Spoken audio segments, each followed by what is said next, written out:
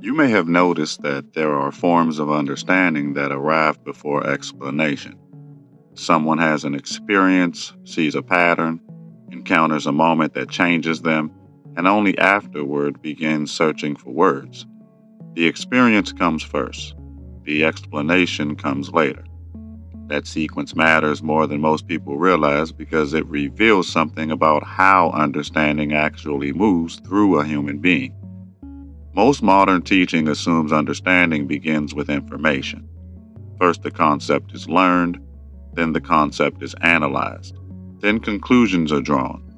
That approach works well when the subject is external. It works when teaching mathematics, engineering, geography, or procedures. Information can be transferred directly because the thing being transferred already exists in a form that can be described. Yet not everything important functions that way. Identity does not function that way. Meaning does not function that way. Transformation does not function that way. The deeper experiences of life often resist direct transfer because they are not objects that can be handed from one mind to another. They are patterns that must become active within the listener themselves. This is where many teachings become unintentionally limited. The teacher possesses an experience that changed how reality appeared. They attempt to describe it directly. They explain it carefully. They define every term. They build a perfect logical structure. Yet the listener often leaves with information about the experience rather than the experience itself. You can see this in ordinary life. Someone can explain love to a child for hours and still fail to transmit what love actually feels like. Someone can describe grief with extraordinary precision and still not communicate the reality of losing someone important. The words may be accurate, yet something remains untouched because the understanding exists at a depth deeper than description alone. That does not mean language is failing. It means language has different functions. Sometimes language transfers information. Sometimes language activates recognition. These are not the same process. Information adds content to the mind. Recognition awakens something that was already waiting beneath the surface. You may notice that the most memorable stories often operate through recognition rather than explanation. A person encounters a character, a journey, a conflict, or a choice. They see themselves reflected inside the pattern. No one pauses the story to explain every lesson. Yet when the story ends, something has shifted. A realization appears that feels strangely personal even though it arrived through someone else's narrative. This happens because stories organize meaning differently than analysis. Analysis moves in a straight line. It begins with a premise and proceeds toward a conclusion. Stories move through relationship. They allow multiple layers of understanding to coexist at the same time. Emotional, identity, conflict, memory, desire, and consequence can all remain active within a single symbolic structure. Consider how differently the mind responds to a statement versus a story. If someone says that pride can blind a person, the statement may be understood immediately. The listener agrees or disagrees. The idea is processed quickly. Yet if someone tells the story of a person whose certainty slowly becomes the source of their downfall, the same insight gains depth because the listener participates in the unfolding rather than merely evaluating the conclusion. That participation is important. Myth is not merely delivering information. Myth is creating involvement. The listener begins tracking patterns. They anticipate consequences. They identify with characters. They imagine choices. Understanding develops through engagement rather than observation alone. The lesson becomes something lived internally rather than something stored externally. This helps explain why symbolic teaching has survived across thousands of years in countless cultures. Symbols are often misunderstood as primitive attempts to explain reality before science existed. Yet many symbols were never attempting to compete with analysis. They were performing a different task entirely. They were creating structures capable of carrying meaning across generations without requiring identical language, identical circumstances, or identical worldviews. A symbol remains alive because it can continue revealing new layers as the observer changes. A child sees one thing, an adult sees another. Someone experiencing success sees one meaning. Someone moving through loss sees another. The symbol itself remains the same while the understanding it produces continues evolving. Few purely analytical statements possess that kind of flexibility. You can observe this in your own life if you look carefully. There are books you read years ago that now feel entirely different. There are stories you once dismissed that suddenly seem profound. The words may not have changed. The story may not have changed. What changed was the observer. The symbolic structure remained large enough to reveal a new layer when the time was right. This reveals something important about transmission itself. Effective teaching is not always about delivering answers as efficiently as possible. Sometimes effective teaching creates enough space for understanding to emerge naturally. Efficiency and depth are not always allies. A lesson can be perfectly efficient and completely forgettable. A story can appear inefficient while producing transformation that lasts for decades. Many people assume deeper understanding comes from adding more information. Sometimes it does. Yet there are moments when understanding grows because relationships between ideas become visible.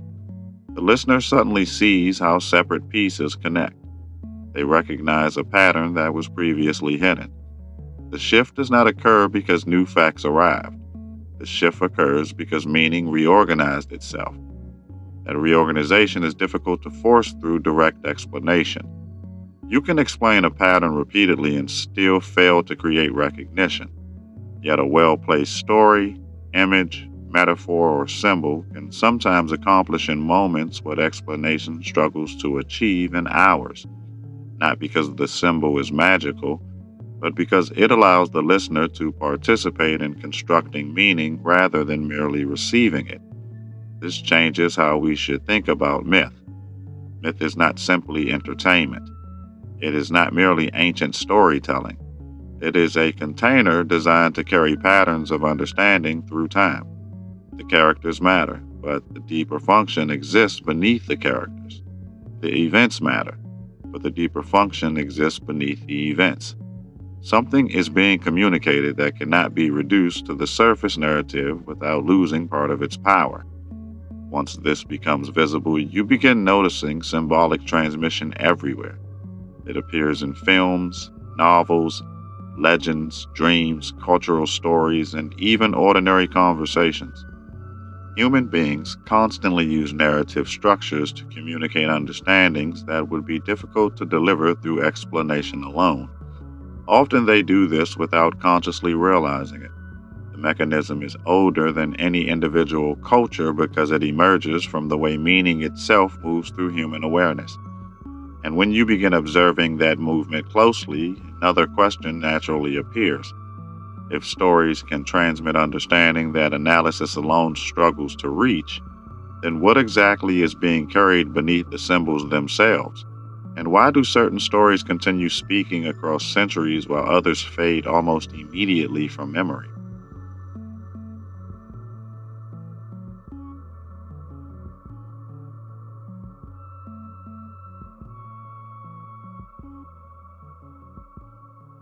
You may begin noticing that the stories that survive are rarely the stories that contain the most information.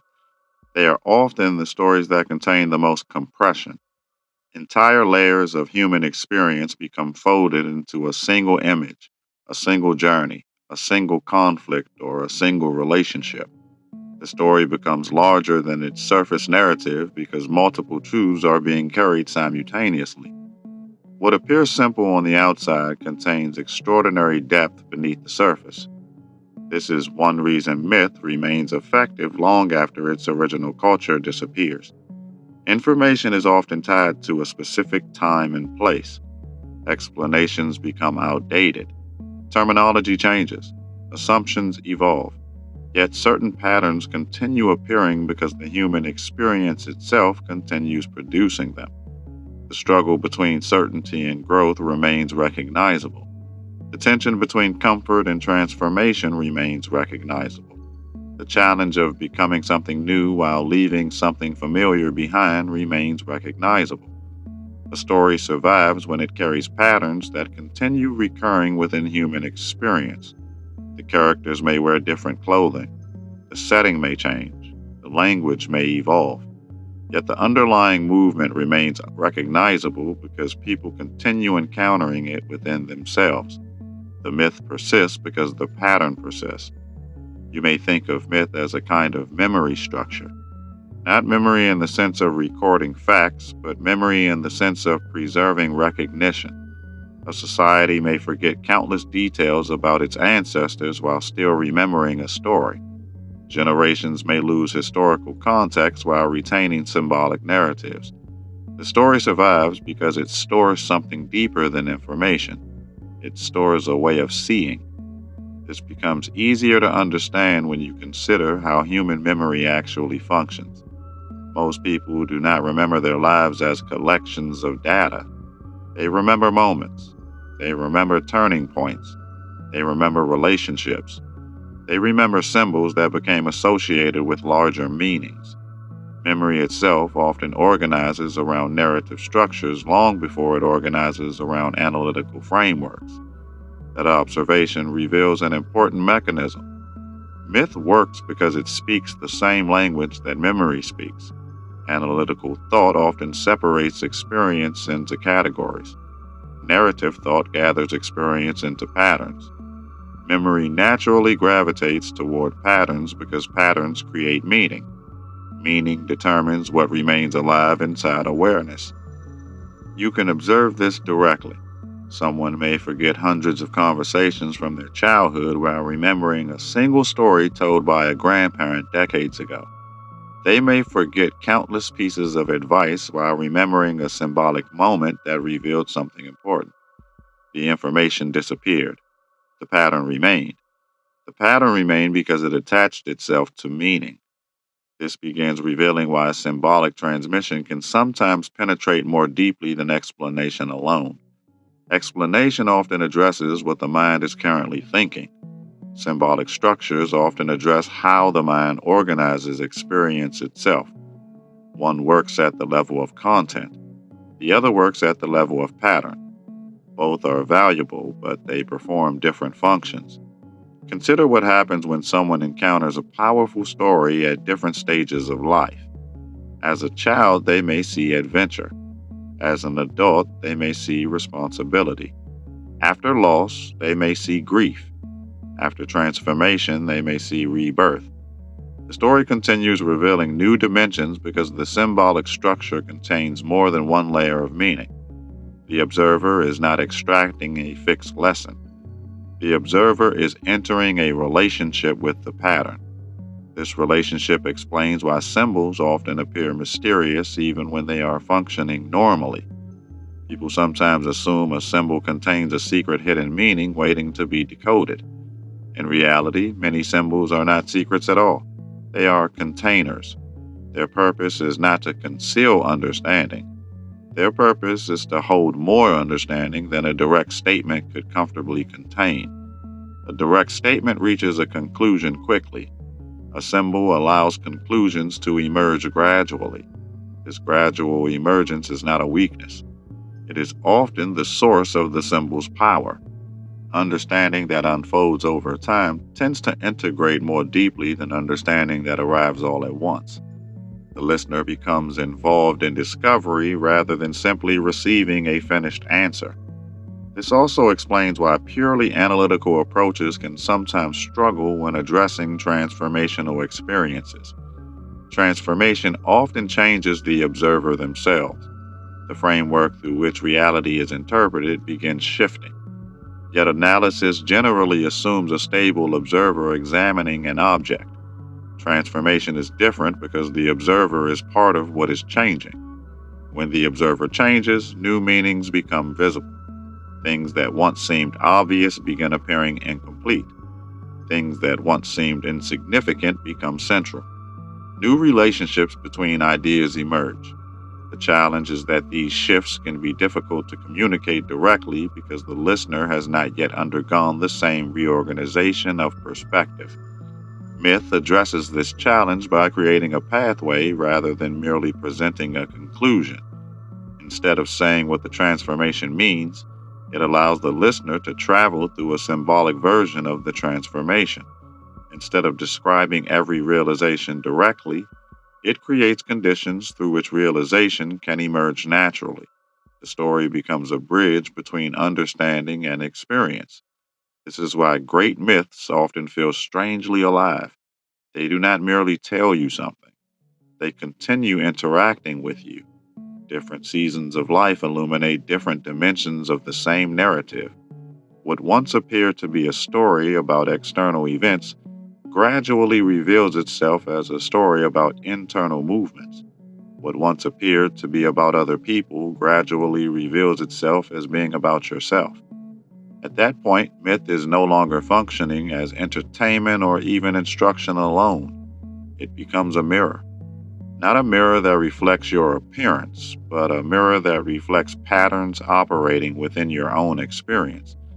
The listener begins recognizing themselves within the structure. Recognition becomes participation. Participation becomes understanding. And once understanding begins emerging through recognition rather than explanation alone, another possibility comes into view. If myths endure because they preserve recurring patterns of human experience, then perhaps the deepest stories are not merely describing reality at all. Perhaps they are revealing structures that human beings continue rediscovering because those structures are woven into the very way meaning itself unfolds.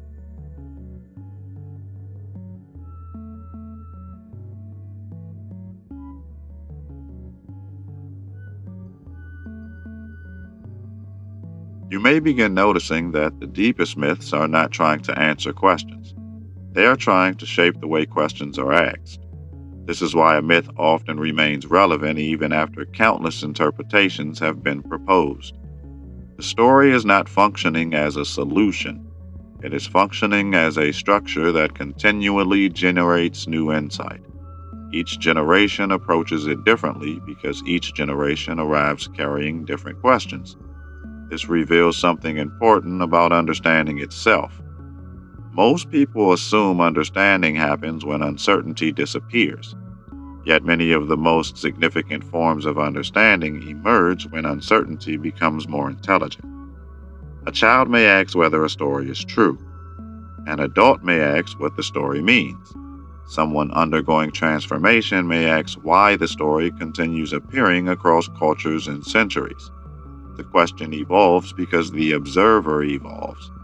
The myth has not changed during this process. The observer has.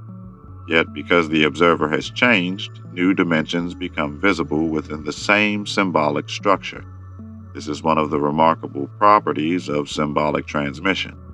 It can grow alongside the person engaging it. A statement often delivers what it contains immediately. A symbol can continue unfolding for decades. You may notice this in your own life. There are books you once understood that now seem deeper than you remembered. There are stories you once dismissed that now appear profound. There are narratives that seemed straightforward until experience revealed hidden layers. The story did not gain new content. Your relationship with the story changed. This relationship between observer and symbol reveals another mechanism often overlooked. Meaning is not stored entirely inside the symbol itself. Meaning emerges through interaction. A map contains potential guidance, but guidance only appears when someone begins navigating. A musical instrument contains potential music, but music only appears when someone begins playing. Likewise, a myth contains potential meaning, but meaning emerges through participation. That participation is why myths often resist reduction. People frequently attempt to compress a symbolic narrative into a single lesson. They ask what the story is really about. Yet, the deeper the myth, the less useful a single explanation becomes. The symbolic structure often performs multiple functions simultaneously. It may teach something about identity while also teaching something about responsibility. It may illuminate transformation while also revealing the cost of transformation. Reducing the story to one lesson often removes the very depth that allowed it to endure. The explanation becomes smaller than the pattern it attempts to describe. The listener gains clarity but loses dimensionality. This is why symbolic traditions often preserve stories rather than replacing them with summaries. The story continues carrying more than the summary can contain. You can see this pattern beyond mythology. Human beings communicate symbolically far more often than they realize. A wedding ring communicates more than the metal itself. A national flag communicates more than fabric. A family photograph communicates more than an image. Symbols become powerful because they gather meaning from repeated experience. Over time, they become containers for layers of significance that no single sentence could adequately transmit. This helps explain why myths often feel emotionally charged, even when discussing abstract ideas. They are not merely presenting concepts, they are activating symbolic associations connected to memory, identity, aspiration, fear, belonging, sacrifice, and growth. The listener is not only processing information, the listener is engaging an entire network of meaning. Once this becomes visible, another assumption begins to soften. Many people imagine that reason and myth exist in opposition. They assume one belongs to logic while the other belongs to imagination. Yet this division is often less absolute than it appears. Reason and myth frequently perform complementary functions. One analyzes structures, the other transmits structures. One examines patterns, the other carries patterns.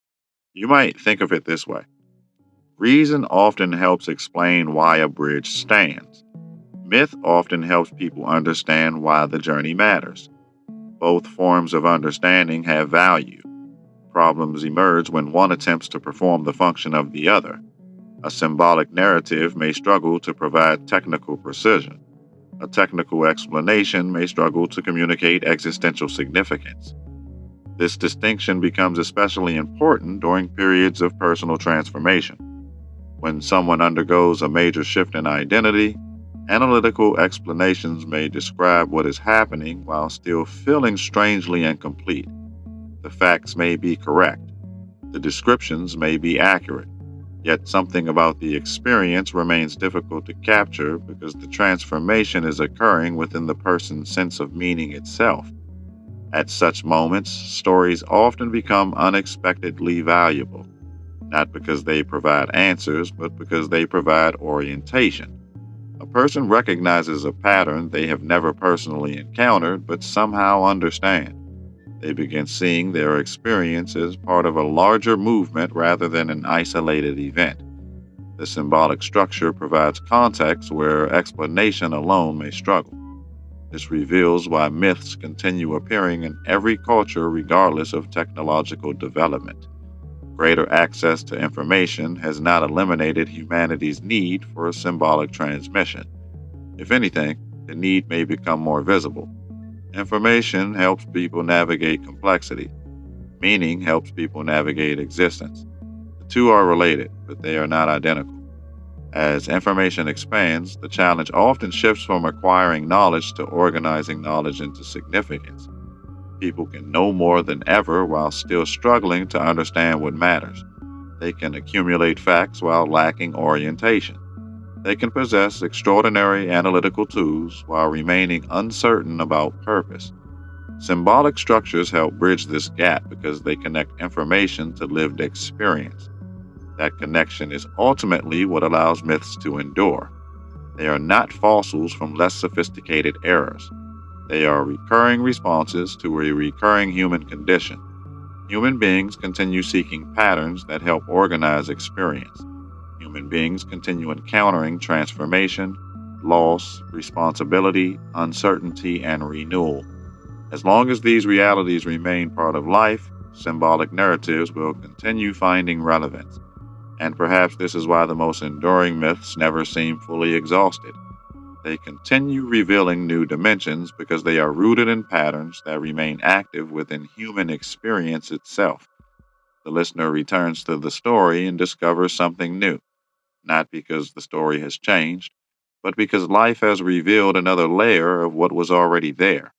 And once that possibility is recognized, it becomes difficult not to wonder how many other stories may be carrying far more than they first appear to contain.